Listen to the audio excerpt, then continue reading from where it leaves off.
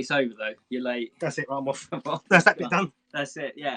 Okay. Yes, it is. So there we are. Hello, Haps people. Is this going to YouTube? How's it work? It will go on YouTube as well. That's what I did. Oh, okay. Perhaps I've not reused this. Oh, I might have to do that then if it goes on YouTube, because YouTube's a nightmare to try and go live. Yeah. So we're just saying about drink that we're going to have. There is the Hobgoblin 5.2, nice. Or I didn't know if you like cider. Oh no, I've got this as well. Adam's Ghost Ship.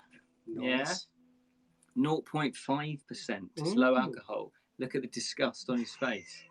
I just thought, well, you know, I've got to give you the option, and I knew your wife would be watching as well. She don't care. She don't, my blood's probably 100% proof anyway, so I don't think it makes any difference. Well, then there's low alcohol cider. Sheppies, where I used to live. I know, that's what I thought. And you're trying to forget that, though, weren't you? Yes. It's actually just the sea water. I just brought back hideous memories for you, haven't I? Yeah, everyone on Sheppy is now disowned me. It's going well. So would you like this instead? That sounds good to me. Yeah. Okay, I'll go one of those. Right, let's get you one of those. All right, lovely. So, Rich, I was just saying about Hugo. That's how we met. Have you got fond memories of Hugo? Yeah, just mostly you, just doing things you weren't supposed to do and stuff. How dare you? I was very professional, as you can tell. I think we've done that before, and we told this on it. Moonwalking across set and stuff. Yeah. Yeah, but I thought they'd cut. So I thought, well, obviously, you got to have a bit of fun. Yeah. And I'm looking at the horror going, no, Ken! I know, I wondered what you're doing. I thought you were just waving at me. This is all going to be, I'm doing the little, on my YouTube channel actually, doing the slow writing the book of it. Yes. What happened on set, so I'm slowly, once in a while, doing little snippets of that, like a vlog diary sort of thing. There you go. Do you want to pour it? Because then I can abdicate responsibility when you spill it everywhere. That's cool. Not only is he late, he's going to spill it everywhere, isn't he? He's going to spill it everywhere. Yeah. So I'm going to crack open then, not this low alcohol stuff. Who buys that? I'm going to crack open this one, which is a 5.5. Let's get my tankard. This looks like a proper dad glass. Oh yeah, that is my first memories of pints. Yeah. That's what Dad used to drink from. Yeah. And anything else to me, straight glasses, those tall cider glasses. What you like? I want it in a proper. I quite like the sort of winey beer glasses. You know, the ones with a little stem on them. Is that the ones you're talking about? Get out. I like them. They're nice. I've not even seen them. What? Little stem? They're like a wine glass, but a big wine glass. Oh, okay. I think the idea is you can hold the stem. Where do you live? Kensington. Yeah, I sound like it, don't I? Yeah, Mayfair. All right, I'm from Kensington. Mayfair. Yeah. There we go. No, look. Or if it's not that, then it has to be something like this. That's cool. I like that. Cheers, then. Cheers. Here's to the launch. Yeah. The pre-launch. We'll get that. And that was the preamble. Yeah. Mm. It was long, wasn't it? Yeah, exactly.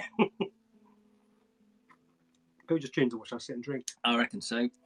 Fantasy beers. Well, I have wanted to do that. Us taste some beers. Your house looks like a fancy place from the outside. I knew it was your house straight away. That's the one. All the windows with gargoyles looking out. So. Yeah. Well, you know, we're in the dungeon at the moment, so that's true. Anything can happen, and it often does. So, Rich, why are we here? To drink beer. To drink beer. That's exactly why we're here. No, it is a course because we are doing Story Spark cards. We'll get into the meat of this now. Rich has brought some in. I've got the originals here. Oh, he's got the original originals. So I think you might want to see it. Yeah, that's much better than my little printouts. So this is the Story Spark cards. Those of you that don't know, Story Spark cards is probably backwards because I print it out because is it backwards for both of us? I don't know how it works actually. Yeah, I think because it's a front camera, if Facebook it prints out backwards. So normally I print stuff out the other way around. I haven't bothered this time. So Story Spark cards. And what are they? What are Story Spark cards then, Rich? They've got my drawings on them. No, so they're like a prompt, basically, aren't they? So if you're a writer or a game player in a fantasy element, you can use these cards to give you a quick prompt if you want to name up a monster or an object. We've started with creatures. Yeah, exactly. So that is precisely it. So it all stemmed from when I was writing. I've been writing short stories now, one a month for my patrons.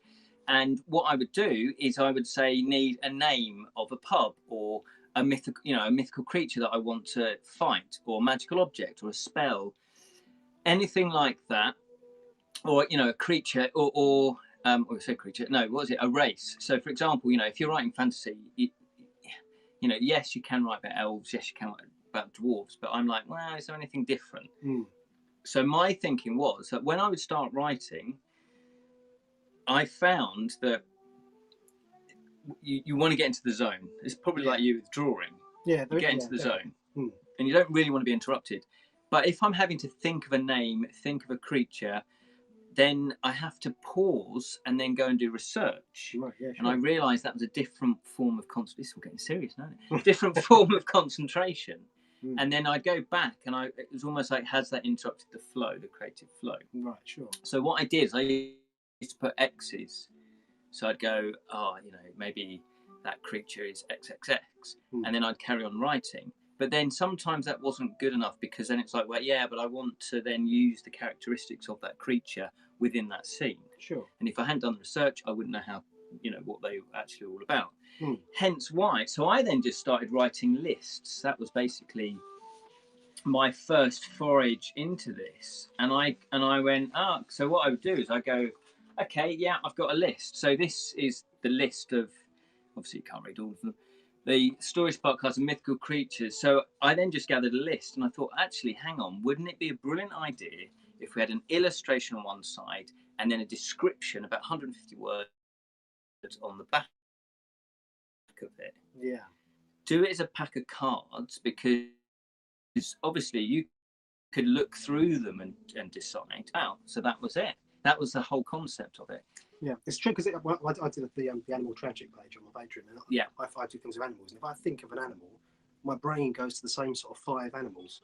So I have to do sort of Google search and find websites that will list me a random animal. It's the same sort of thing. Yeah. If you're a fantasy type person, you're going to think of the same 5 fantasy creatures, and not think of one outside that box. Yeah. And there's so many. When I started researching this, I was like, oh my god, there's so many. That because I thought, maybe I'd struggle, because I thought, well, if we do them like a tarot, maybe a pack of 50. Oh, phone is getting warm. Hang on. Right, I'm gonna have to open the window, which means dragonfly must still be on me from where it's at. Exactly.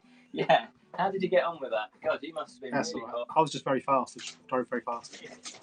Let's I do have a fan, but I don't really want to put that on because of the noise. But let's open this. He's drinking more beer, really. That's what he is. Down it. What's that? So he's drinking more beer, really. Yeah, that's what I'm doing. Let's see if that cools it down. Just opened a few windows in the dungeon, obviously. Strange, isn't that for? Yeah, no, I know. phone. Yeah, mine does that. It does that. So this is a celebration. So that was it. So the reason why, so I thought, okay, who's the perfect person to illustrate it? Rich. We already combine our forces for one of our patron tiers. And so what was your experience drawing them then? Did you enjoy it, or was it a bane of your life? No, it's been great. They're just trying to find the time to do it was the only problem. But it was when I'd read the title, and I think, what the heck, 100 heads. I'm like, what's 100 heads? And it pretty much is 100 heads, isn't it? It's 100 heads. And then sometimes it was the case of ones like that. How do you illustrate something that's quite... Yes. So it was a nice challenge, actually. Some of them were quite nice. Because you're never really going to get 100 heads. Oh, have you got the original? Have you got all of them? I think I've got all of them. Yeah. Although the Doodle Cave is kind of somewhere you lose things. Sam's put here, your connection stopped starting. Okay, can you tell it? Can you keep an eye on that for us? Because we can't tell if it stopped starting. I expect Kenny's like Blackadder. He says it's beer, but it's really water.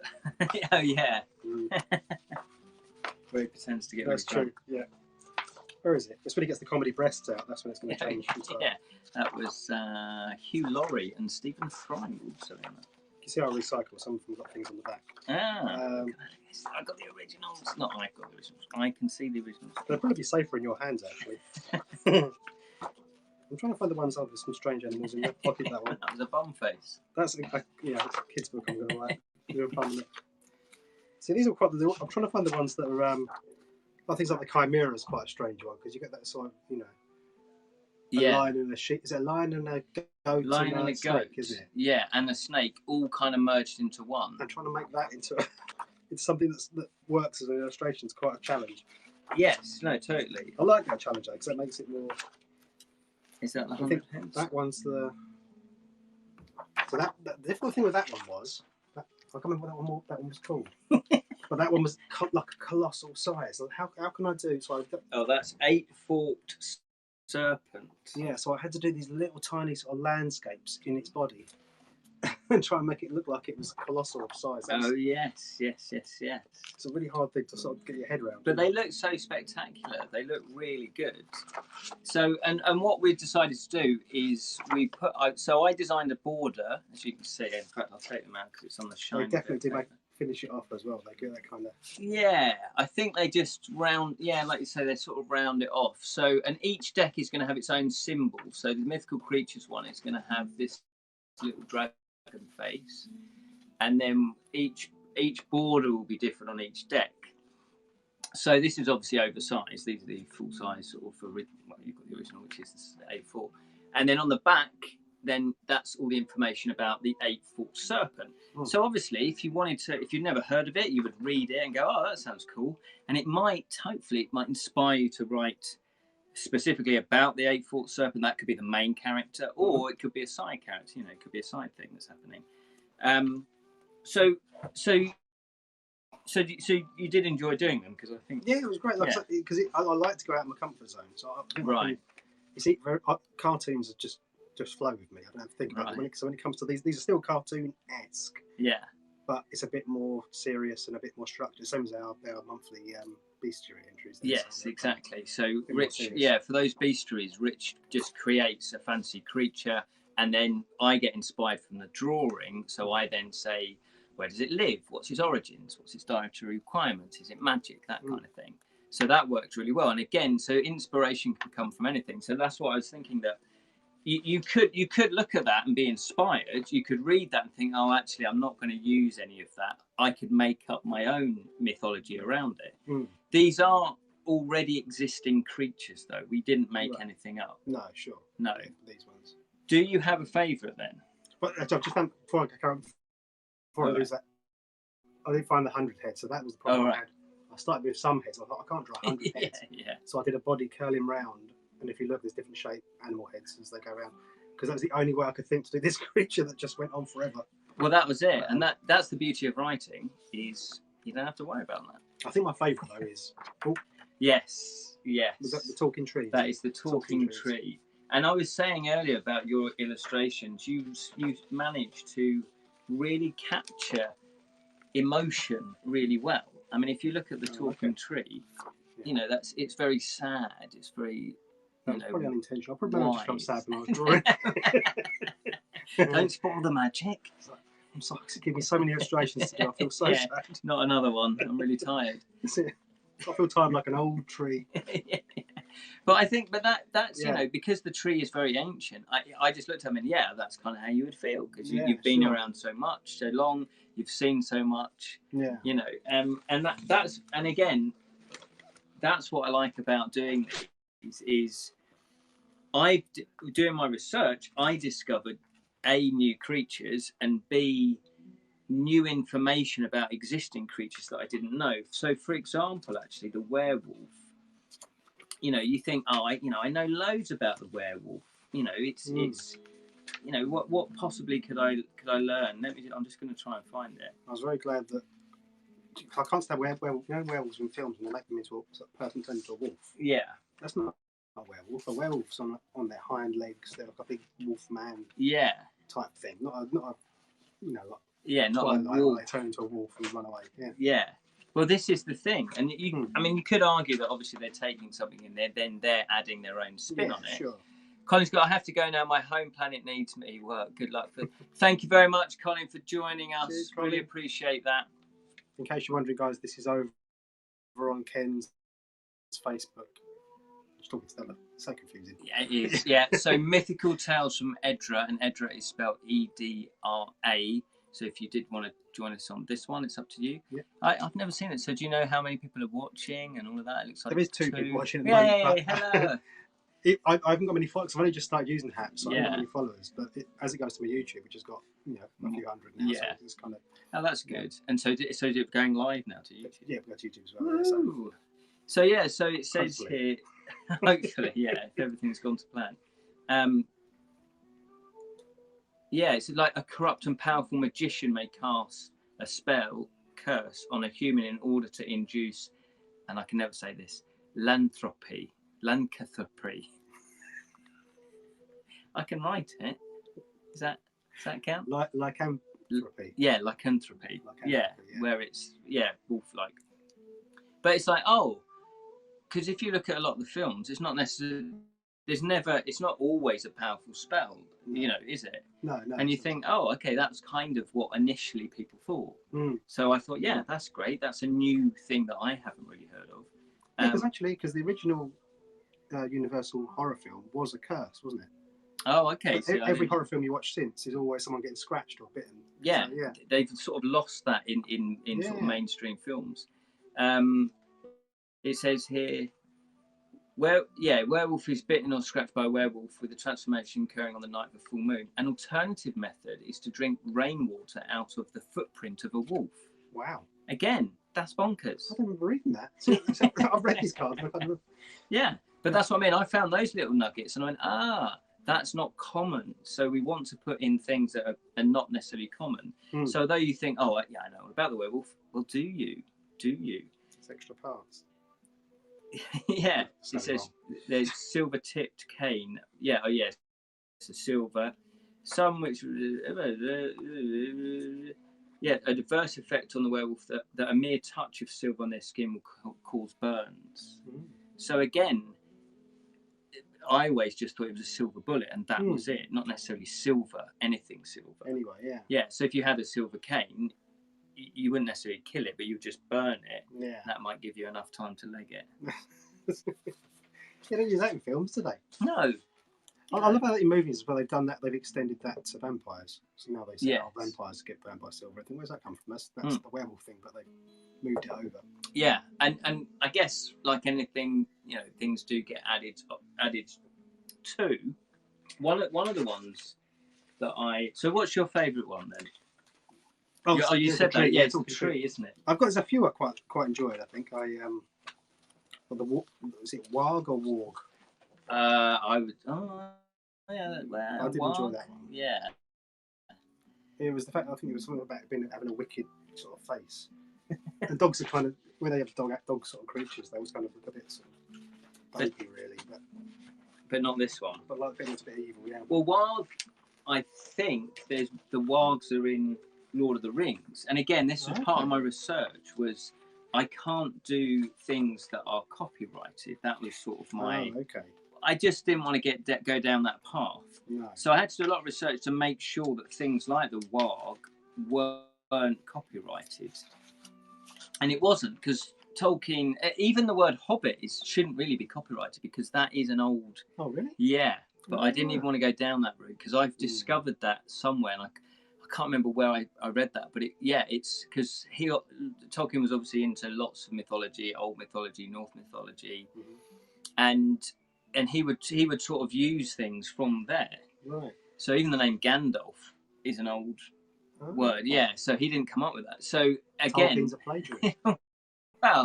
well, but yes, because we all are, aren't we? That's true. Yeah. Because you borrowed from somewhere. Yeah. Especially things like werewolf, vampire. Nobody owns the copyright to that. So obviously you're gonna do that.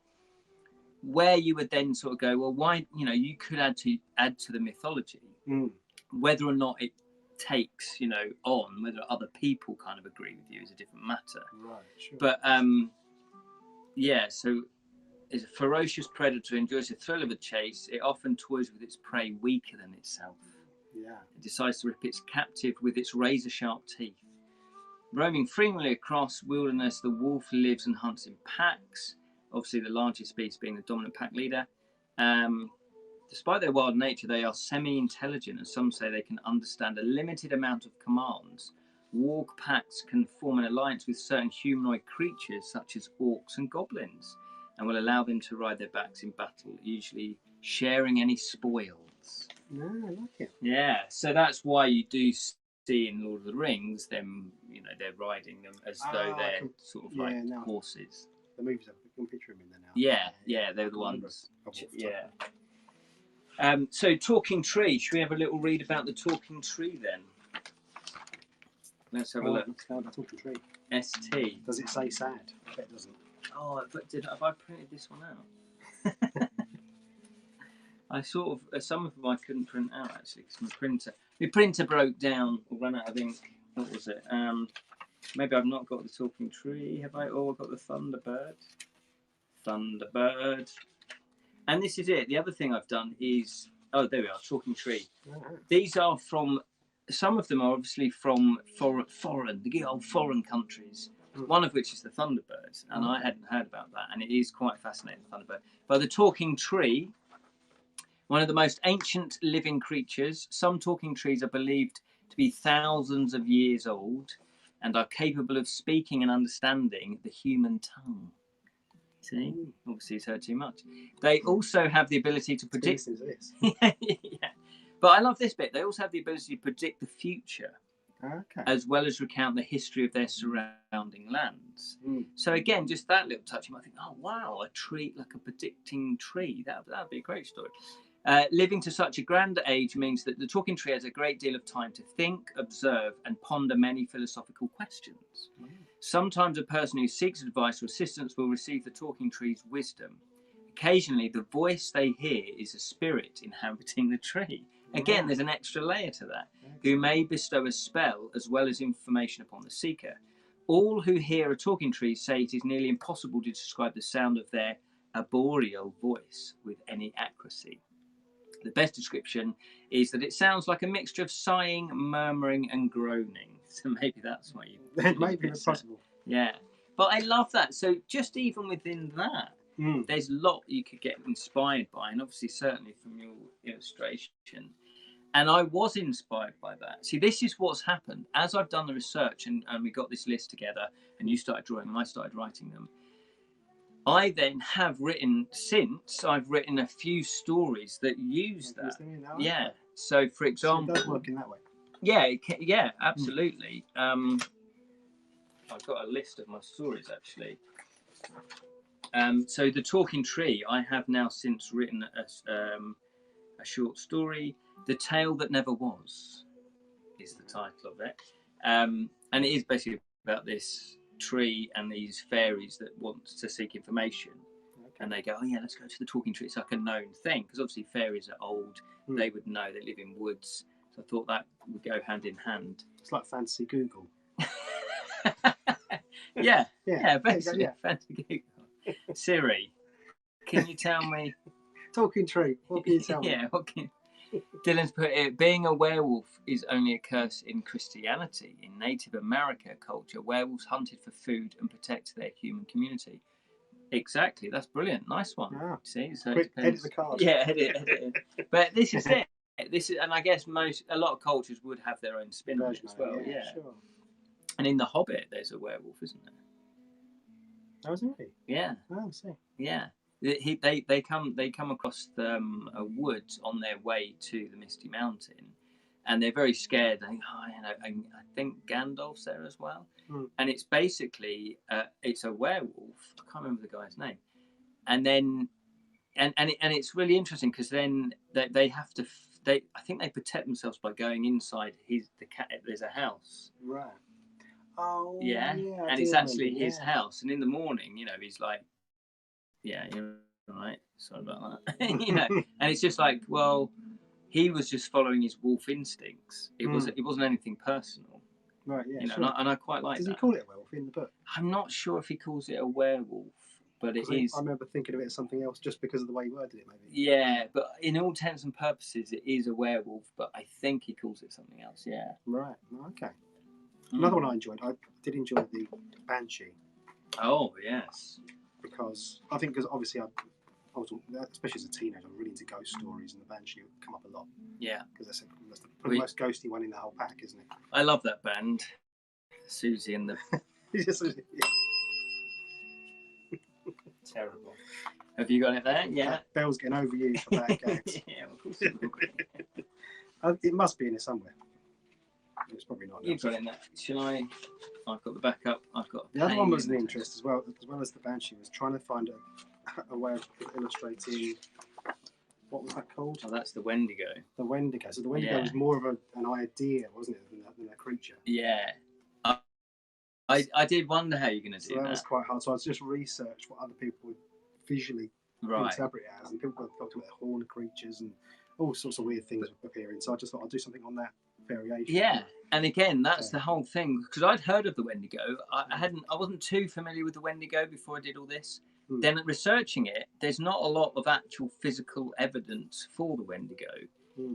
It is like, it's to do with when you're walking and you kind of feel like someone's watching you, and you kind of look over and you feel like they've disappeared, and you can never necessarily look at it. You're never quick enough. So it's that feeling of dread. And I guess if back in the olden days, when you were walking, most people would walk from village to village, wouldn't they? And so the woods and the side of the road, that was a dangerous thing. Traveling was a danger. Yeah, sure. And therefore, you'd already be in that frame of mind. So it's a psychological frame of mind. And the whole point was that the further along you go, you're actually just scaring yourself. Sure. It's like if you're on your own in a strange place, and you think you're hearing noises, and you're not necessarily, you're actually going to scare yourself more than the actual threat. There's nothing there. No. That's what the impression I got. And again, I was inspired to write a short story about that. That one's the one. Yeah, so cool. That's another short story. What do I call that? On the Wendigo and the Shimmering Mouth. Oh yeah. Yeah, and again, it was, do I then describe the creature? And I think I did, but I did the build up to it. I did all that build up where they're looking around and they just randomly, stab with their swords into the woods because they think that, that something's there, and it's not. And it's almost like they get sent mad by this thing. Right. Okay. Yeah. So I did wonder how you can do that. Yeah, that was quite, when I did it, I kind of thought of that fear being something really ancient, like human beings being around for so long. So I wanted to put that sort of the age and the sort of old, even a bit tree-like in there as well. Yes. Just mixed in a few different ideas with that. It was quite a challenge to sort of think, what do I do? Yeah. That was quite a loose illustration, so I didn't really put too much. Well, just let it flow, sort of thing.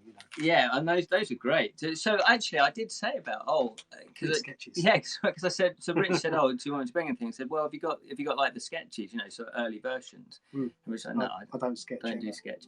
So you just do that from your head.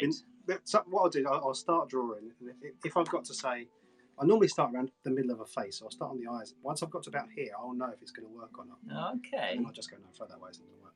And then you carry on. That one just flowed out. I think that works okay. So I'll just carry on. So I don't. Yeah, sketches just. I find they just slow me down. So. Oh, Sam's, your illustration reminds me of Krampus. Yes. It is a bit Krampus. Yeah, I would go with that. Yeah, that's maybe for another deck. Hello, Kanan. How are you? Hello. Kanan does art. He does. Okay. It's. I don't know how to describe it. It has a modern feel to it. It's very colourful, very modern art that Kanan does. He posts up on his Facebook. Awesome. So yeah. So I think my overall favourite though, because I'm a sucker, is. Can you guess what it would be? Oh yes, the ink pot monkey. Yeah. It's got. Look at the ink pot monkey. Look at him. I've worked out that you like Rich. Ken likes things that are cute. You've got a thing for cute. When we do the monthly thing, every now and again, I'll do a cute one. That's cute. I'll just wait for his reaction. Because I know you're going to go, oh, I like that one. I did that one, that fiery one recently, and you went for that. Yeah. I knew you would. No, it's weird though. No, don't get me wrong. I love all of them. I love anything fantasy, really. Brilliant illustrations. I absolutely adore. But I think, I don't know what it is. I have noticed a bit of a trend. If there was a theme to my writing, my short stories over the last 20 months, I've been doing them. I do like to write about small folk. Sure. Maybe because I'm. That's both of us, actually. Yeah, 6'2". So that's all. No, but like fairies and bogarts and claricorn, which was another sort of small folk. Yeah. Well, it was just doing research into this world, the folktale world. Claricorn is actually like a little,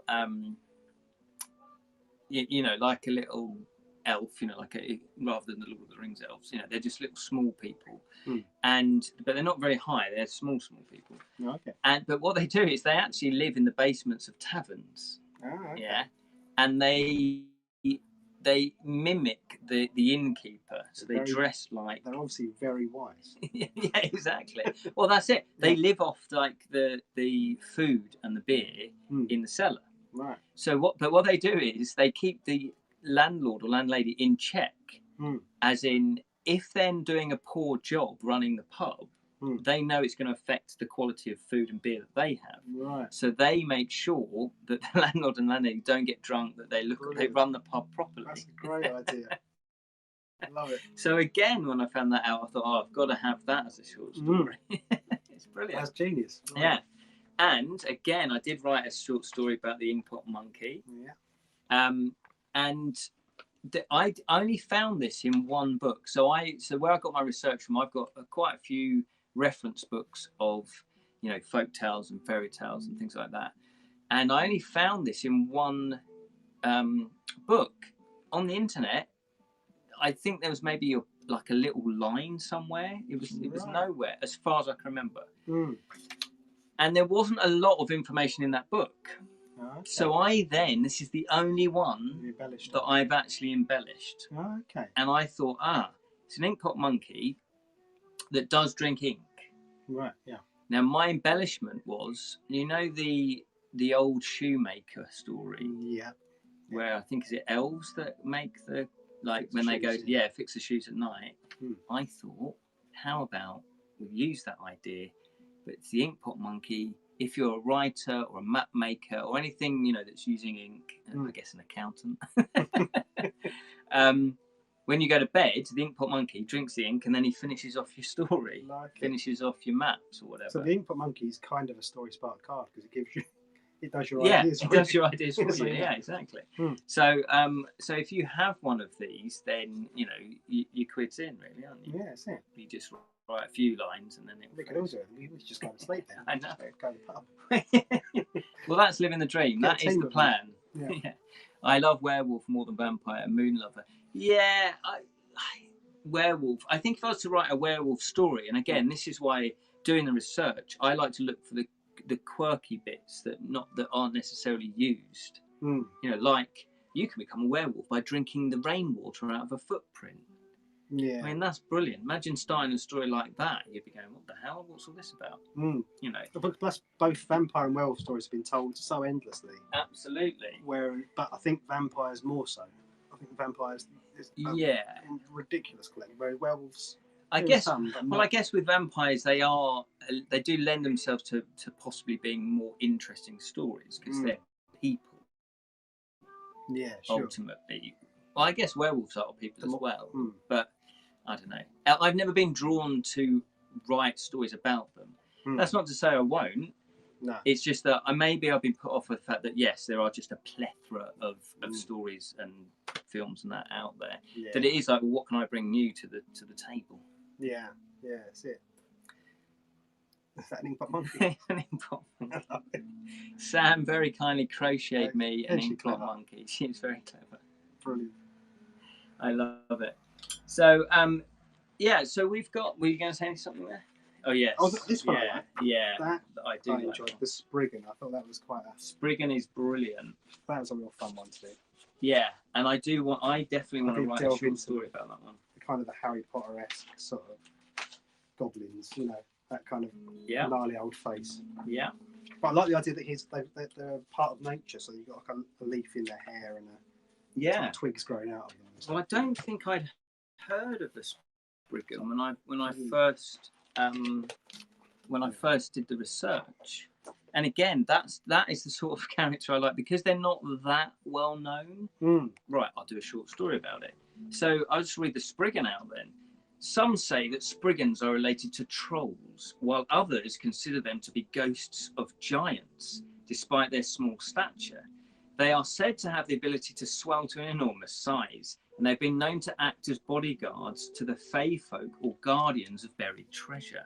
So already you could have a story where he's guarding treasure and someone's found out about this treasure and they want to get it. Quick, note it down. You've got to write that stuff. Yeah, that's my story. Stop writing it. With large childlike heads, brilliant. These grotesque. I've got one of them. You've got a Charlie Brown face. Charlie Brown head, yeah. Yeah. Well, not anymore with your beard. Is that where you grew the beard? That's what I grew. And yeah, you mentioned that already on Hugo that I was nicknamed Charlie Brown, yeah. Yeah. Because I had no features. Just a round face. Yeah. My dad really looks like Charlie Brown, actually. Like, really looks like him. Yeah. Oh, bless. Has he ever kicked that football yet? No. I've got to get him a jumper with a little stripe on it. Yeah, that'd be great for Christmas. Teresa. Hey, Teresa. Teresa, this is my highest patron. So yay. Oh, that's that, Teresa. Yeah, hello. Teresa the Terrible with my monthly Nurgle cartoon strip. So. Brilliant. Yeah. Ken always looks like up to the small folk. I do. I do. Why you? So it says here, with large childlike heads, these grotesque wizened old men are said to be found at ancient ruins, cairns, burrows, cromlechs. That's a Scottish word. I did look that up. I've totally forgotten what it is now. Or standing stones, where it is unlikely for mortals to interfere with their business.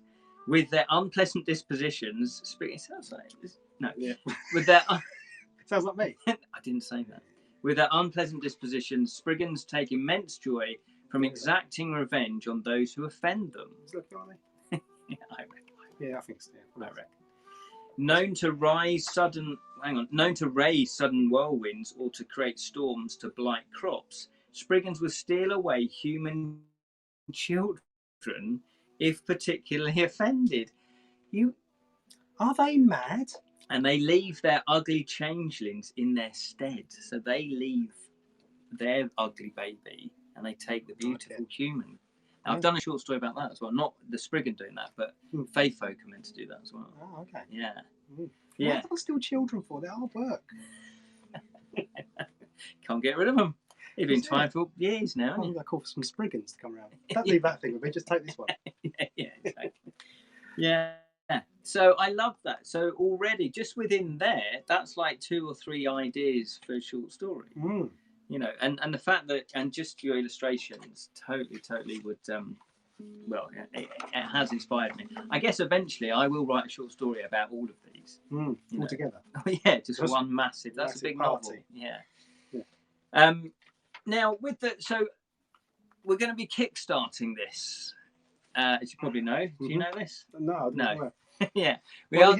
Yeah, we're going to be kickstarting this. The Kickstarter we're aiming for is the 1st of August. So what you're going to get for your bucks.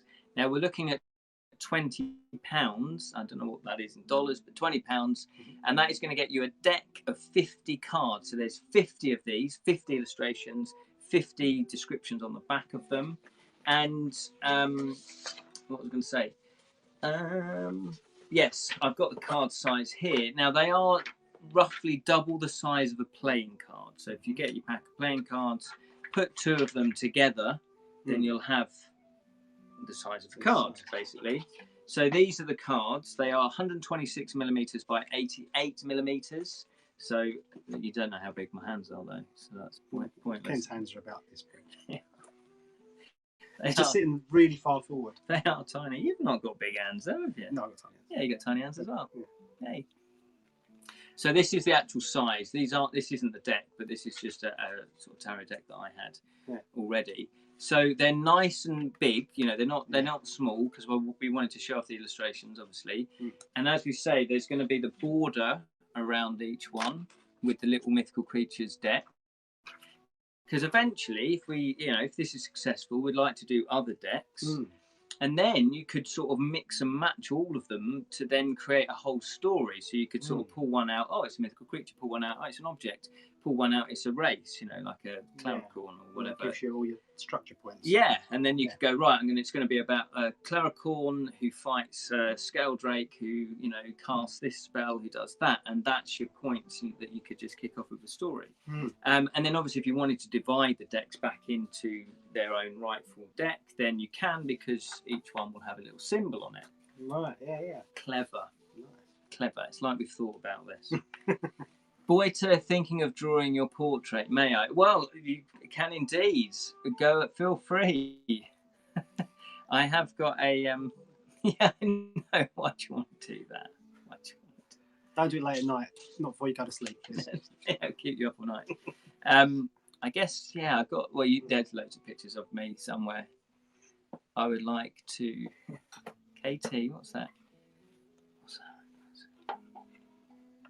Oh, that's him, isn't it? See, I'm useless when people just shorten things and put acronyms there. So I'm used to that. So these cards, so you get these cards. They're the original deck. So the Kickstarter is 1 pack of black and white cards, tarot size, these sides.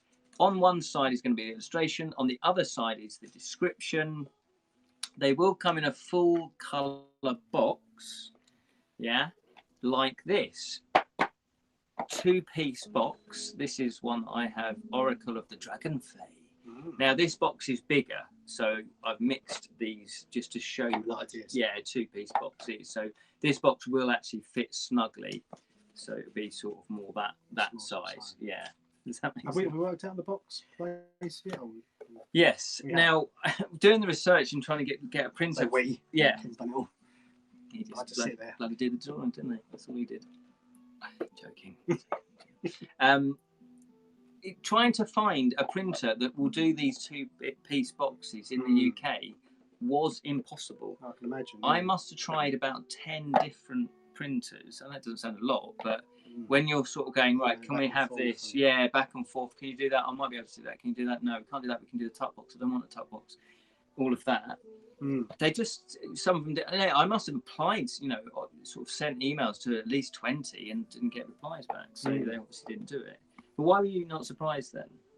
Well, just in general, printing in England's like that's why I go for, when I publish the books, I just go to KDP because the whole process of printing is just so.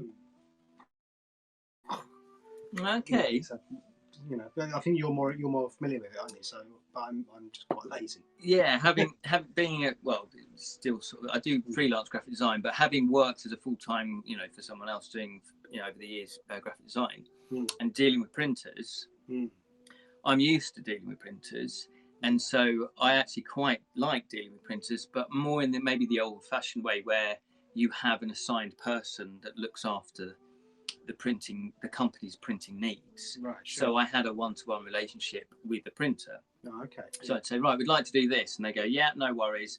Or you'd say, can you recommend, what finish we should put on this? And they'd say, well, we've got this, this, and this, and they'd show you samples. Right, sure. And they'd come to see us, as opposed to online. Just an email saying that's what we do. Yeah. Yeah, and they don't, I don't know how good some people's customer service are. So when I've used printers online, it's really been for very basic things. Right. When I did my book, I actually went to see the printer. It was near where my dad lives in Suffolk. And it's Lavingdom, I think it is. A really lovely old market town. It was gorgeous. And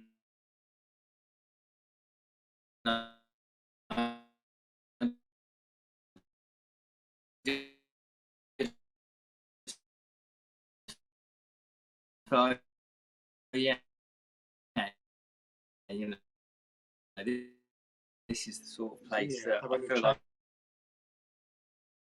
blah blah blah with a border. No, can you recommend it? Half an hour, 40 minutes, and just went through all the paper stock. Oh, that's nice. So I could choose the stock. I could choose this, that, and the other. Brilliant.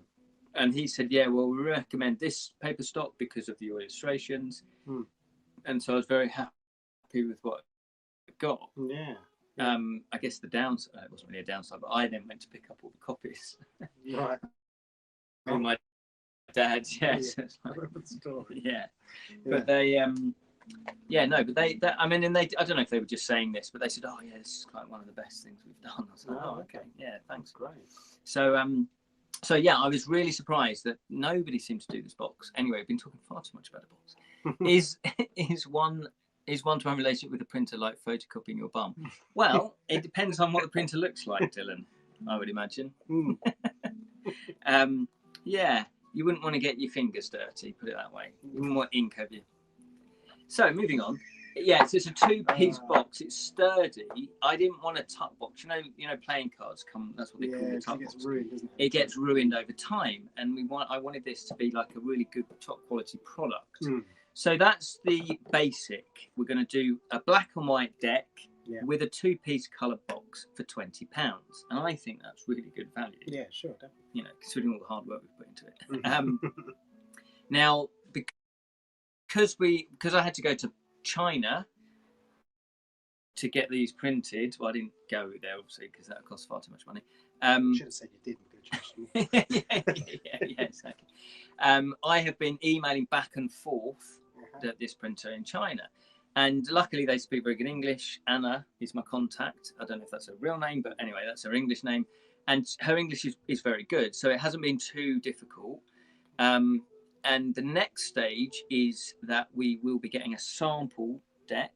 Exciting. Yeah, exciting. But also, Rich and I decided that, so basically what we need is 122 backers. I can't remember the exact number that we need to raise, but it works out at 122 backers because the minimum order is 1,000 decks. So you might have quite a lot of decks sitting in your house. So if we get 122 backers, then the project's a go. It's a go-go. And then we can place the order of 1,000 decks. They will get shipped over. And then we can, we will distribute the 122. Obviously, if we get more than 122, that's fine. But what we decided to do was we thought, wouldn't it be cool to do different colour ones? So the actual Kickstarter is black and white with a full colour box. So if we just get 122 backers, that's what's going to happen. If we get double that, so what's that? 244? Yeah. Then we can order another 1,000 copies. But what we decided to do is rather than order another 1,000 black and white, we will order a one colour deck. So where it's all got black, it would be one colour. So we haven't quite worked out the colour yet. It might be blue, might be red. I'm not sure. Probably blue. Yeah, it could be green. Don't know. We'll have to do some samples. So where there's black, it will just be that one colour. Okay. But we didn't stop there. By backers, do you mean pre-orders? I guess you could say it's pre-ordering. This is a very fine line without being too boring and geeky, but Kickstarter is not meant to be a pre-ordering service. No, it's once it goes ahead sort of thing. Well, what they say is that Kickstarter say to people, you have to do your due diligence. Remember, you could lose your money. You're not going to with us, believe you and me. We're not going to rip anybody off. But they just say, look, there's no guarantee. Now, a good example of that, I've backed 26 projects over the years, over say 5 or 6 years. And out of those, I think 3 have fallen through. Right. One just didn't hear anything for ages, and then got updates, and then the excuses come, and it's been like 4 years. Wow. Yes, it's not gonna... Hi there, John, thank you for joining us. So you kind of think, is it really going to happen? Teresa trusts us too. Yeah, thank you, that's good, but not Grokklesnook. Never go to Grokklesnook. Then one of them, it sort of went really quiet for ages, then it's sort of back on the scene, and apparently it's being shipped, and it's this lovely art book. This guy who does One Fantastic Week, he did a Kickstarter years ago, and I didn't know about the YouTube channel One Fantastic Week. And then it's I started watching them, and it's you from that. I've backed that. I thought, oh yeah, you've backed it. You've hang on. It's happening. Yeah, but he is very remorseful about it. It was too ambitious for him. Right. Okay. He goes, I was stupid. I really did a massive, big coffee table book that's got 50 illustrations. It's beautiful, and he hadn't done the artwork. Okay. Yeah, so he totally underestimated. He raised so much money, but totally underestimated how long it was going to take him. Which is why I've learned from those people. Well, we've got the work done and dusted. Yes. Absolutely. It's just waiting to go. So fingers crossed, the Kickstarter funds, then I just go send to the printer. The printer gets the files. The printer then prints the 1,000 decks or however many decks they're going to print. They then ship it over. Yeah. I can't see too much going wrong unless the boat sinks. You know, it's sort of that kind of thing. Yeah. Yeah. So I know it sounds like I'm being very pernickety when I say pre-order, but Kickstarter are very pernickety, saying it's not really a pre-ordering service. You are helping creators bring their dream to life. That's basically it. Sure. But yes, in all sense and purposes, it's a pre-order. It's a bit like Patreon, isn't it? But yeah. There's no guarantees, but you like to, you just put your trust in independent creators. Yeah, that's it. Yeah. So, but not only that, we decided, well, would it be good if we got more, if we had more backers or pre-orders, so people that back it? So yes, the way you back it is they're called rewards. So you would click on the reward, yes, please. I don't know what it says, yes, or click. Yeah, I don't know. Yeah, exactly. I can't remember what the button says, but it's like back. I think it just says back or something like that. And it will say £20. Now the money does not go out of your account until it's funded. Right. Okay. The project does not go ahead if it's not funded. So say, I can't remember what the figure is. So say we needed £2,000 and we got 1,500. Nobody's losing their money. There's no money coming out. The project does not happen. So it has to be all of the money that we say, or it doesn't happen. So in a way, that's quite reassuring for you, because you don't want to say, yeah, here's 20 quid. And nothing goes ahead. Yeah, and you've just thrown away 20 quid. So it's that simple. So once you've pledged, and then of course you can cancel up until the end date. So we're going to be running it for 30 days. So 1st of August to the end of August, you can back, and then obviously if you change your mind, you can unclick and there's no money gone out. If it does back, once it's backed, once it's gone through, then yes, you will be charged. And then of course there's shipping, there's postage that you have to pay as well. Now I need to work all the postage out, but I need to get the sample deck. So the next thing we're doing is a sample deck. And the reason why I haven't sent off the sample deck is that we thought, yes, we'll get a black and white deck. We'll also get one colour, but how about full colour? Ooh. I'm quite pleased with these. I didn't expect them to come out as good as this. I was quite pleased how they come out in the end, actually. So, yeah, I'm very pleased with these as well. Now, forgive the wrinkly one. That's because I glued it onto a bit of paper, because that was how it printed out, and I wanted a better printing. So this is the Banshee, but colour, full colour. I'll pass over this side. Oh, yeah. There you go, guys. There's the Banshee one. This one is, I don't know how you pronounce this. These are great fun. Yeah, the Basilisk. Yeah. Look at that. That's cool. Look at that.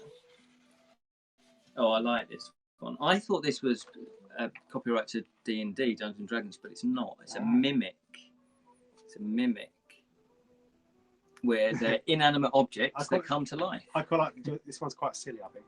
What I like about it, it's a little bit comedy, You try saying that it's comedy to the person sitting on it. Yeah, that's true. But you can't draw an object turning into a monster without it looking a little bit like No, I know. I know. That's the thing. When I play D&D, that it's always cool, I think, that there's at least one mimic in a campaign. Because you don't know where it is. It could be a set of drawers, it could be a bookshelf, it could be a chair, but you don't see the teeth or anything until you've sat down on it or you've interacted with it, and then it just attacks you. It's brilliant. Nice. I love that idea. Is this the direwolf, this one? No, your direwolf. Yeah. Fun. So these, honestly, I love them. They're really atmospheric. This is the Goofang. Yeah, the Goofang. I like that. Was quite a quirky one. I quite enjoyed doing that. It was a very quirky one. It flies backwards. Yeah, it lives upside down. Lives upside down. The people are they're sort of unsure how the eggs stay upright. Must have some sort of glue secreted over them. Yeah. And this one is a cockatrice. Looks, sort of pretty ugly. I was going to say it looks pretty harmless, but it doesn't. Look at that big beak. And that's a weird one because when you draw that comes out. You know those old-fashioned sort of woodcut drawings. Yeah. There's no way of drawing that without it looking like an old woodcut type picture. Well, it is an old mythological creature. It's a known one, the cockatrice, and also it has a death stare, I believe, if I'm getting my mythology creatures right. That it can actually turn you to stone. That's all chickens. Chickens do it too. They just don't know how. Yeah, they've forgotten. The mimic greatly regrets hiding as a commode. Absolutely, Dylan. And look at the ink pot monkey. I had to colour that one just to keep you happy. Yeah. I would have badgered you otherwise. Yeah, I am actually thinking of printing that off A3. Oh, yeah. Just to stick it up on the wall. Oh, sorry, yeah. Have you got an A3 space on your wall? Probably not now. No, the wall, the rocks, it's not going to stick on that. It's not. Oh, look, and the behemoth. Yeah, that was a fun one. I think that was my second ever one I drew, actually. Yeah. But the behemoth, I believe, is mentioned in the Bible. I think that's where that one comes from. Oh, okay. It's interesting to Google as well. Can you Google search all these different monsters? Of course, there's a huge variation on how people. And I'd let it kind of drift over me a bit, then didn't look at them because I think, okay. Yeah, you didn't want to be too influenced, and I tried to be as descriptive as I could in the writing, because then you would get the feel of what it was meant to be like. Definitely. Yeah, there was quite often as well that the writing would be very different to anything I'd come across on Google. So I'd be ignore those because we're not going to go with that. Absolutely, and this is what I found because I've got old folktale books that I picked up in secondhand books, like 20 odd years ago, pre-internet. So obviously, the only way these creatures would get known and passed about is through books, and so it's interesting. Is like, oh, okay, that trait of that creature has not made it onto the internet, maybe. Right? Yeah, maybe. Yeah. And the Spriggan. Look at the Spriggan. I found that one. Look at the Spriggan. There's a lot of green in that. Teresa's put it. Rich speaks very highly of you always, so I'm willing to help to get this done. Oh, that's very kind of you, Teresa. He does threaten me. That is true. Yeah. If anyone else is watching has doubts, these two gentlemen are brilliant artists, and I 100% trust their endeavour. That's very kind of you. Teresa. Yeah, that's lovely. And try to pay Teresa to say that. Oh, Martha's joined. Hello, Martha. I missed the first hour. That's quite all right. So did Rich. So did I. First 20 minutes. Yeah. Rich was fighting a dragon. He was fighting late. A dragon. It was on top of my car. It was terrible. It's called the Dartford Dragon. Dartford Tunnel. Yeah, exactly. Dragon. And then of course the talking tree in full colour. Look at his little sad face. You'd want to cheer him up. You'd want to tell him a story. True. Just to tell him up. He probably knows it though, because he can tell the future. I've heard this before. Go away. I know what you're going to say. God, it must be very boring. Must be difficult. No, but that's why he's fed up. He's like, but you say that. But I do mediumship. I do the. Sometimes I get future stuff going down. Yeah. You don't believe me? No, it's true. I don't know what to say. There's nothing you can say. No, because I can't prove. I don't know. Unless I actually do a prediction. Although you told me some good stories in the pub about. I did. Yeah. You did, yeah, they're not stories though. They're reality. You told me some good. Does that sound right? You told me some good realities in the pub. No, exactly. Rich, thanks you so much for amazing. Oh, Martha's thanking you for the amazing. Yeah, they are amazing. They're very inspirational. And I just thought actually, and my what I wanted to talk to you about is actually your love of illustrating and your love, because you do like fantasy, don't you? That's not your only thing you're really into, but you do like fantasy and gothic stuff. Yeah, especially I think fantasy and horror. Because I'm very much a horror fan. Yeah, but I do think they do go hand in hand. I think they're very, very close to each other. Yes, yeah. And even though when I used to write my stories, they were horror based, but I would delve into that. You'd have a dragon occasionally or a monster, and they're fantasy monsters. They're not horror monsters, but they're troll and things like that. So. Yeah, absolutely. And for me, I first really got into fantasy art thanks to the Fighting Fantasy books. Did you play those? Yeah. So I've just got a few here. There's Steve Jackson's Citadel of Chaos. If you've never played these books, they're brilliant. And look at these illustrations. Oh, brilliant. Yeah, they're so detailed. Death Trap Dungeon, that's the one I was doing all the time as a teenager. Funny enough, I need to get into that one because I don't think I started that one. I think I had it, but for whatever reason, I just kind of stopped playing them. Right. And I deeply regret doing that. I remember it had a really good, I can't remember what it was. There's a really good illustration on the cover. Yeah, it's a monster that's sort of in a well or a vat or something. Yeah. It's got a big sort of curved bum or something. Oh, but it's looking back at you. Yeah, that's probably sort of a bit sexy monster. Yeah, a bit cheekily. But look at the detail. That's cool. Oh, sorry, you can't really see. Yeah. So I was very much influenced by the fighting fantasy, and even like these ones. They're not monsters. It's not fantasy, but it's medieval. But it's just that level of detail, and the fact that they're not cartoonish. They are serious, which really drew you into the story. You felt like you were part of a proper adventure. It wasn't just fun. Well, it was fun, obviously, but it could be, I guess, proper scary at times. Hey, Jam has joined us. Hello, Jam. Hello. I've just recently finished reading Ready Player One. Oh, okay. And video games of the 80s were similar to these. That in the book, in the film, it's all jazzy and movies and things. Right. But they talk about that kind of thing in the book that back in the 80s, you really got involved in stories. Yeah. You didn't just watch a film and go, or play a video game. It was just all done for you. You had to use your imagination. Yeah, absolutely. So Scorpion Swamp, I haven't played this one. But there's an old bloke next to a tree. And they were proper... Oh no, it's a bookmark. Thanks. Look at that. I love when you buy second-hand books because you just find gems. Look at this. It's a bookmark. The Iron Bridge Bookshop, independent bookshop. Penguin Bookshop that you got around with? That was a charity shop. Charity shop, yeah. Do you like from my channel? You've probably had it loads of times. From my channel, Ken likes to argue with charity shops because they charge too much money.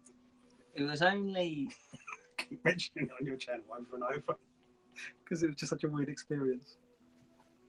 No, it's only because it's a charity shop, right? So people haven't, by definition, they haven't really got a lot of money. So if you go, this is 50 quid for that book because it's a first edition or whatever. It's like, well, don't sell it in a charity shop then. You're like taunting us with it. Yeah. Yes, I'd like it, but if you're going to put it in for £2.50, then I'll get it. Yeah. If not, sell it, auction it somewhere else. Do it somewhere else. That was my whole point. To that old lady who looked terrified. She knew the dangers. Don't break the rules. She knew the dangers going into charity voluntary work. And then the little old man came out as a security guard. That's my favourite bit. Did he? What's going on? Did it? Yeah. Oh, and did. I had a perfectly valid argument. Yeah. I do remember though, a friend of mine who's an American haggled over prices in charity. I paid the money because I wasn't going to buy it, but I was. Is that better? You moaned. Still paid. No, yeah. But they got the full money, whatever prepared to pay. But she actually haggled over something. I was like, it's like £1.50. 75p. Go on, that's my final offer. What? It's a charity shop. £1.50. Brilliant. She was American. And then I do like. I remember having this for about 20 odd years, and maybe longer. Maybe I've had this as a kid, but I do like those black and white illustrations. Like just stuff like cool. That. Yeah, it's just amazing. Look at that. These are just amazing. No, cool. Yeah. Both, actually. That's a big enough book for both cameras. That's good. Yeah. So yeah, I love that border. That's great. Yeah. So I was very much influenced by black and white illustrations. Hence why we thought, let's keep it simple. We'll do one deck of black and white. Learning from other people that have done Kickstarter, if they first do a Kickstarter, if it's their first one, they get too ambitious. Because we could really get ambitious. because I was thinking we could do T-shirts, we could do prints, we could do this, that, and the other. And I thought, no, it's too much to worry about. Let's just do the deck, then we can do that in the future. Yeah. So that's why, that's why. So the other decks are stretch goals, just to point out. Let's have a look at these. I was going to point out that Teresa said we're not all cheap when you said Americans. And I'm thinking, oh, we've just lost Teresa. Yeah, sorry about that. No, I didn't mean that because she was American, she was cheap. Yeah, obviously. I mean, she probably didn't understand like the etiquette in this country that you don't haggle at all. You don't haggle at all. Yeah, Life of Brian. This bloke won't haggle. Yeah, exactly. What's the matter with him? In fantasy as well, I can do the fear of losing you, know how, but in real life, I'm grieving over the loss of a dear family member. I think, yeah, Matilda the cat. Exactly. Martha's lost a cat, so very, yes. Sorry to hear that. Exactly. It's never nice when you lose a pet, is it? Yeah, sorry, I'm laughing at Teresa's laughing at us. It's the dodgy thing with it, isn't it? Because you read one comment and you laugh, and it can be really read badly. So yeah, so just to show you again, we've got the Spriggan, we've got the Weeping Tree or the Talking Tree. So yeah, so what we're going to do is, and then there's another one. So if we get 122 backers, that is the black and white deck. If we get 244, then that's the black and white deck and the one color deck unlocked. So that's the stretch goal. Yeah. If we get another 122, so that's 366. We've worked out the maths properly. I'm not very good at maths on the fly. Then that is the full color deck unlocked. And then I did ask the printer about doing gold ink. Ooh. Yeah. So if we get, and it's black, it will all be gold ink. Nice. So it'll be the gold deck. So there's one deck that's the reward. Then there's 3 stretch goals: the one color, the full color, and the gold ink. Very cool. Exciting. One thing I was going to say, I mean, it's not really much more to talk about at this stage, but I have done the Kickstarter page. I've sent you the link. You've probably not had time to look at it. No, I was going to look this morning. No. Realised. And so after Rich has looked at it, Sally has seen it because she's proofread it. What I'd like to do is open it up to you guys. A preview, that's cool. Yeah, so you can have a preview, and there'll be a link that I'll probably put into the group. Now, I don't mind really anyone, because my group is an open group. The Mythical Tales from Edra is an open group. I don't really mind anyone looking at it because we can just ignore their horrible comments. But obviously, you can leave feedback. So you can click on the link, it'll bring up the Kickstarter page, and then you can look at what we've done. Yes, a sneaky peek, exactly. And you can leave feedback. So you could say, Ken, Sally's not very good at proofreading. She's missed this spelling mistake. No, she is good at proofreading. Is Sally watching? No. That's fine. No. Just keep her away from social media for a couple of weeks. Yeah, exactly. So no, obviously, if there's any spelling mistakes, point them out. If there's any typos, point them out. But if there's anything that you think we're missing, like, it'd be good to see a few more of the decks. I've yet to put up the colour one, so I will need to do that as well. But it's just your overall impressions. Like, yeah, this is a good campaign. It's very clear. I understand what's going on. You've given me enough information, like the size of the cards, the paper stock quality, the finish, all of that. Just give us your feedback. Would be really, really grateful. Feedback sounds like another word for regurgitation. Oh, okay. Like a chick there. I'll crouch up to Sally. Oh, Sam. No, you won't find a spelling mistake. You won't find she's gone through it with a fine. And if you do, just don't say anything. Don't tell her. Because he'll be in trouble. I'll be in trouble. Have you ever YouTube bad comments? How would you ever give us bad comments? Well, that's very kind. Well, but do you know what? I do want honest feedback, because you might say, I wasn't quite clear about this, or maybe you could do this. We don't mind criticism. Well, I do. Well, yeah, it's because you get it all the time. Because we want to improve it. We want to make it as clear as possible. And when you've been working on a project for so long, it's really obvious to us. So we might say, oh yeah, and you'll say, oh, but you haven't said how many cards you get in a deck. Oh, well, we know that, but we've just forgotten to tell you that. So it's that kind of thing. Yeah. Is it going to be on your Facebook page? I joined. Yes, I have noticed you joined. Thank you very much for joining.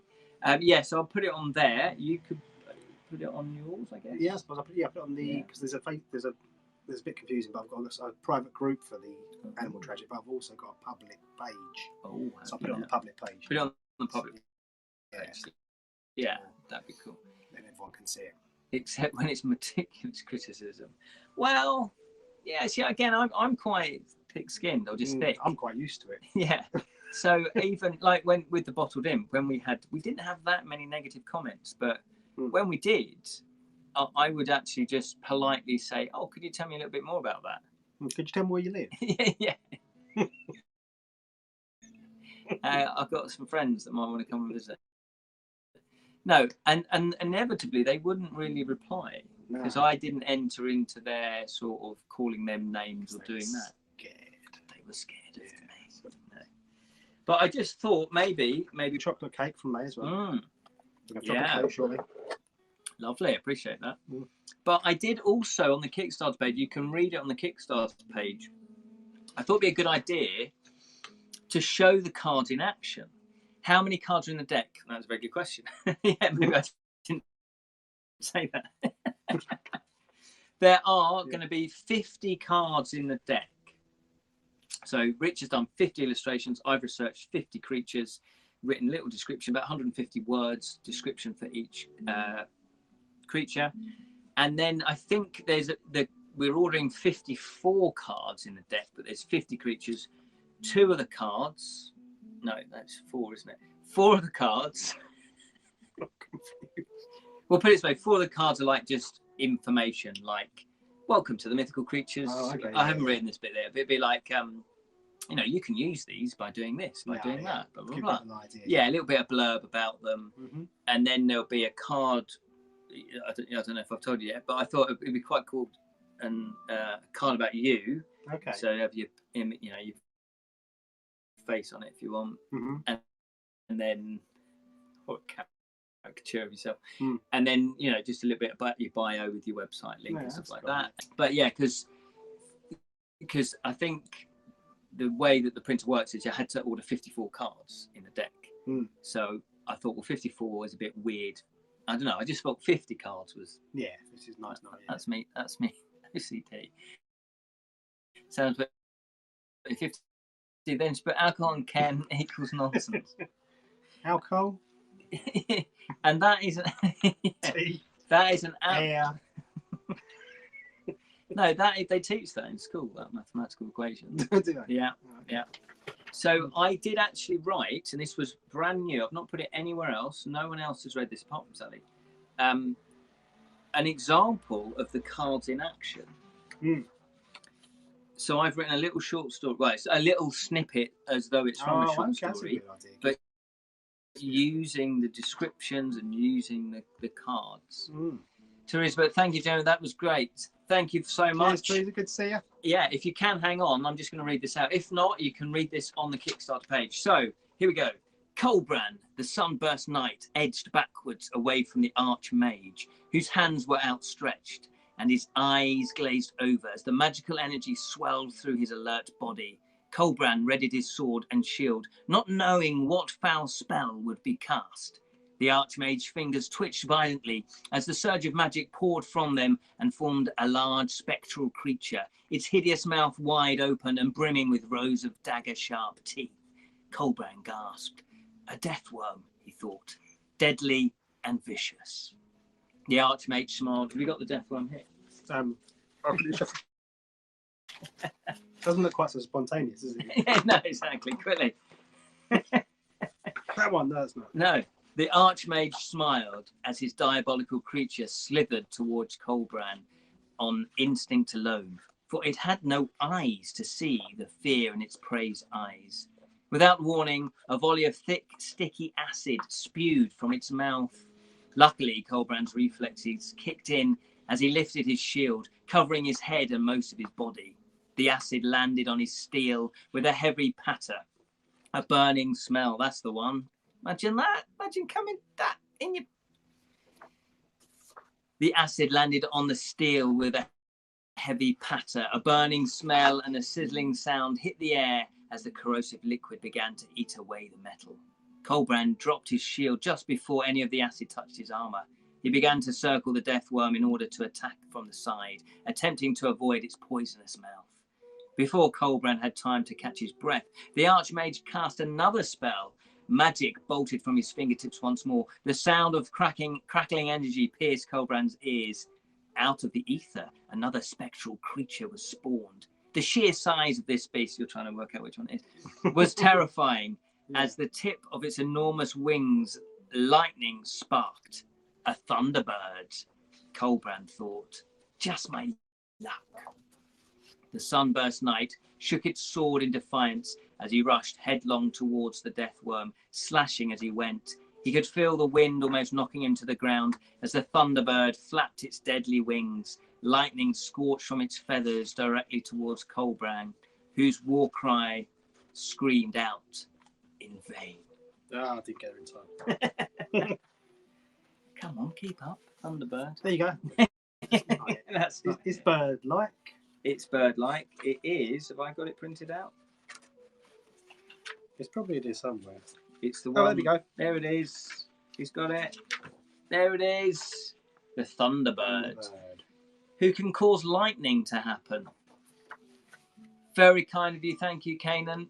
Yeah, so there you go. So I just looked at the cards or looked at the illustrations and just went, right, oh, cool. Yeah, I've never really written about a Thunderbird. Let's try that. And look, a death worm. I hadn't written about a death worm. Subsequently, though, a death worm, spoilers, appears in my new children's novel. Mm. A death worm? Yeah. Why wouldn't you want a death worm in your kids' book? What, for like 3-year-olds? Yeah, exactly. Dun, dun, dun, dun. The death worm, easy to kill, it never hears you speaking up on it. Absolutely. that's what, yeah. There you go. It's already inspired you, Dylan. So you're putting death worms in your kids' stories, and I've written a story with a doctor with a bum for a face. I forgot I'd done that. Slightly different age group, though. Yeah, probably. My one's probably aimed at sort of 12-year-olds. Oh, okay. Yeah, I entered it into a competition. Mine's 30-year-olds. 30-year-olds, yeah. I wrote 35,000 words in a month. Yeah, I was watching the go ahead. That's amazing. It was bonkers, honestly, and I'm still recovering. You obviously haven't got a toddler running around now. No. No, I've fed it to the death worm. That's a good idea. There we go then. So if there's any questions, let us know now. Well, let's have a little drink. Yeah. Yes, Sam. I tied it up today because Rich was coming around, and I buried Flight of the Dragons under a pile of books. I've now rescued the dragons. Maybe that's what delayed you. One attacked me. Yeah, it's got a window and. And yes, I do want to watch that. It will be this week. I am planning Flight to watch of Dragons. Is that a film? Yeah. It's an animation. It came out maybe 80s. Did you know? I've not heard of it. It's weird, isn't it? Because some films I've heard of but never saw, and just like, oh yeah, and it was like a big. I thought these sort of things everybody knows. You just think films come out and everybody knows them, but they don't, obviously. Have you seen? My friend sent me. The Dungeons and Dragons. Yeah. The cartoon. Yeah. Have you seen the finale? Well, not yet. Someone's put it together. It's amazing. Like, what? It's got a big twist in it. A huge twist in it. What do you mean? Someone's put it together? Well, the script was written, wasn't it? But they never. They didn't film it. But a fan has actually put it together using bits of animation, and they've recorded it. It's really good. I'll have to see that. It's got a huge twist. Twist. If you watch the 80s. Well, where is it? I've put it back on my shelf. But yeah, I've got the box set. I was reviewing them for Bottled Imp before we stopped doing episodes. Have the film session now. Sandmarks sandmarks are terrifying. That's a nice. Awesome drawings, just traces, but also are you trying to terrorize the children? Yes. Yes, basically. That's what children are for, to be terrorized. Well, I just took my inspiration from Fancy Flight, because I remember reading them as sort of like a 12, 13-year-old, and just going, oh my God, that's, you know, they don't pull any punches. And I think kids should be scared. If you're going to scare them, do it in a safe environment. Do it where they're reading a book, you know. There's too much. People are a bit too careful nowadays. Absolutely, and therefore you grow up, and you know you've got to have a thick skin. Otherwise, people get offended far too quickly now. You know, there's look, it's a talking tree in this one. Oh, forget it. Throw that card away. Someone's done it already. It does look pretty evil though. Look at that. A lot of coughing going on here. A lot of coughing. You don't like it, do you? I've got my vaccine. Well, that's because I've got a dry mouth. Okay. That's dry foot and mouth. You're probably scared of COVID. There's foot and mouth better. Yeah. Rich, how many hours? So Martha's asked, how many hours did it take to draw a creature? Each one of them, I would say, is about an hour. I think. Because sometimes I'll do a bit and then I'll come back and I'll do half of it and then do a little bit. But normally I'd sit for an hour and just do it. I just zone out, so I don't really know how much time it takes. But is that because of the whiskey? That's what generally, yeah. I probably was on the influence for most of those. So but you see, that's the thing. I guess for me, that doesn't sound like a lot of time, but that's years of experience just coming out there, isn't it? Yeah. So anyone that doesn't really draw, it's going to be really difficult for you to do it in an hour. You'd have to spend like a long time really perfecting it. Yeah. But because you've been drawing 20 odd years, and I think also being a caricaturist at weddings it's turned me into this. I'm machine. I'm a quick artist. I can't sit. I hear people saying, "Oh, I spent 5 days on a piece of artwork." How? Yeah. I get so bored looking at the same thing for 5 days. I think I don't want to look at that anymore. I'm finished with it now. Move on. You know. Gemma's put here. Malky B illustrated my latest cover. Extremely talented. Yeah, there was some fantastic illustrators out there. Trish, but May, I told you to send her over. Oh, Sky. Oh. She's in a box now. Yeah, all packaged up. With some cake. No, I'm going to cake. She can fend for herself. Cake's for me. Cake's, exactly. Cake's wasted on children. They don't appreciate it. They won't remember it. Just a bit of cardboard. Let them choose some cardboard. They don't know. They don't remember anything until at least, I don't know, 15. Is that how kids work? I don't remember anything now. So. Yeah, exactly. So it's wasted on you. So I'll just have all of it. That's true. No, but yeah, I'm sort of like you. If you regularly draw, then yeah, you probably will speed up. There's a lot of experience kicking in there. I've found, because I've been doing a short story anywhere from 3,000 to 5,000 words a month. So, you know, I've subsequently found out that's quite a long short story. When I've been looking at entering competitions, a lot of them want like 1,000, 1,500. It's like, well, that's really short story. So my ones are quite long for short stories. But anyway, 5,000 words. And it took me like pretty much a whole month to write that previously. Now I can do it in 5 days. Right. Because I just think it's that you just practice and practice and practice. Yeah. You do get better at it. I think you're a bit like me with writing. A lot of people say they get writer's block and artist block and that kind of thing. I don't really understand it. Yeah. Because you just pull from whatever you experience and you don't really. I think people overthink. I think that's what it is. I think they overthink. I do think if you do get writer's block, then you do need somehow to get out of it. And this is why I have put that this could help you. Our cards could help you just jog your, to spark something. Yeah. And I think, but if ever I'm stuck for an idea or anything, I tend to, and it sounds a bit cheesy, I tend to call out to the universe. I go, right, I need an idea. Can you give me one? And then I kind of forget about it. And then sometimes you have to go looking. So as I say, I've got a lot of reference books. One of my favourite books, and I any chance to talk about this book. Fizz. Is this one? I don't know if you know this one. Oh, you've told me about this. I've seen it. Yeah, it's a brilliant book. The Encyclopedia of Things That Never Were. Yeah. Apologies, guys. I keep looking that way. I know I do. It's just that's close. Yeah, sorry about that.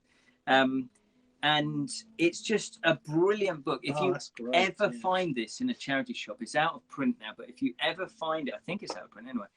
If you ever find it on Amazon for a relatively cheap price, or a charity shop, buy it, because you cannot go wrong. If you love mythology, creatures, and it's just a beautiful, beautiful book. It's a coffee table book. There's loads of gorgeous illustrations from lots of different artists. Amazing. That have loads of different styles. And the way they've done it is a really lovely. So rather than just alphabetical, they've done it in categories such as of the cosmos, so obviously stars and planets, of the ground and underground, wombling free. That's what I said. Why is that familiar? I know. Of wonderland, of magic, science and invention, of water, sky and air, and of the night. So they've got these really kind of beautiful, you know, mythical sounding categories. And there's just loads of different things. Island of Despair. You read about Island of Despair and go, brilliant. That's an inspiration. I'm going to write about an Island of Despair. There's proper, but what they have done, you have to be careful that they've written about things that are copyrighted or potentially copyrighted, like Alice in Wonderland. I don't think Alice in Wonderland is actually copyrighted. So you have to sort of, you know, be careful, you know, because sometimes you could write about stuff that's copyrighted. I suppose a lot of stuff becomes public domain where it just anyone can. Yeah, I think maybe Alice is out of copyright now. But it's got things like the round table, runes, rings. So these, necromancy, omen. Then we've got mermaids, mermen. Then it's got things like sleep, just what a folk tale would think about sleep. Great. Succubi, that was the. Oh, that's in one of the things. That's in one of ours, yeah. Then it's got things like, you know, witches, black or white, zombies. There you go. Oh, look at this, a lizard ant sort of thing. What's that? Yeah, that will be the it's like one of my freaky familiar things that are on my Patreon page. Oh, right. That'll be the yam amber, I think. Oh, and again, look at that. From loads of different cultures as well. So really atmospheric pictures. I think that was 70s, 80s as well, because it's always 70s. They put more imagination in it. It just sort of died off in the 90s. Yeah, that's about 85. Yeah, so this edition published 85. Because when I was a kid, I used to go to the library and there was a book called The Hamelin Book of Myths and Legends. Oh, I think I've heard of that. Yeah, and I used to look for it, and there was one creature in it that had a dodgy name. I always remember this thing. Baycock, it was called. Oh, okay. Right, but the story's always stuck with me. It was about this. It was like a horrible, sort of almost like a zombie-esque, skinny creature. But he used to, if men were, I think it was in Africa or something like that. The legend was that if people fell asleep at the roadside, this creature would come by, cut them open, take an organ out, and sew them up, and they wouldn't be aware. And they would slowly die. These people, they wouldn't be aware they're slowly dying. And other things get, whoa, that's horrible. And there you go. And it stuck with me my whole life. Inspiration to a short story, and that's what I mean by, if you do get writer's block, you need something then to sort of kickstart you. You know, just Sam laughing at the Viz. Sorry, that's from a while back. We've done this. Oh, Ken's most inspirational book. Viz. Roger Melly. I used to love reading Viz. Fat Slags. That was good. Fat Slags, yeah. But look where I bought the book from. £5? I know. What are they charging £5 for in a charity shop? Good God. Well, I got this actually in an antique shop. Yeah. All right. But look where I got it from. Acorn Antiques. Acorn Antiques, my friend. All the Americans again. What the hell are you talking about? Yeah, Acorn Antiques. Acorn Antiques. What was that? That was Victoria Woods. Yeah. Katie and Rich, I must leave the video. It's 10 a.m. here, and I must tidy up a bit. Thanks for getting up so early. Yeah, thank you very much. You've got company. Well, enjoy your company. Enjoy it. I love watching you both. I'll keep an eye out for the Kickstarter. Have a great day. Thank you so much for watching. Teresa. Really, really appreciate it. Yeah, thank you. Your critters are on their way, by the way. May, I did not haggle, actually. Well, that's like, won't haggle. Yeah. Well, it's an antique shop. I'm not going to haggle in an antique shop. Well, but that's actually where they're used to people haggling. But yeah, book. 2000, I don't know if that's 8 or 6. Probably 6. Probably 6, but it's in Sawbridgeworth in Hertfordshire. Yeah, 8. So I love getting receipt. But look, the bottled imp. Oh, or the bottle imp. Excellent. Yeah. So that is where I found the original story. Yeah. Brilliant. Yeah.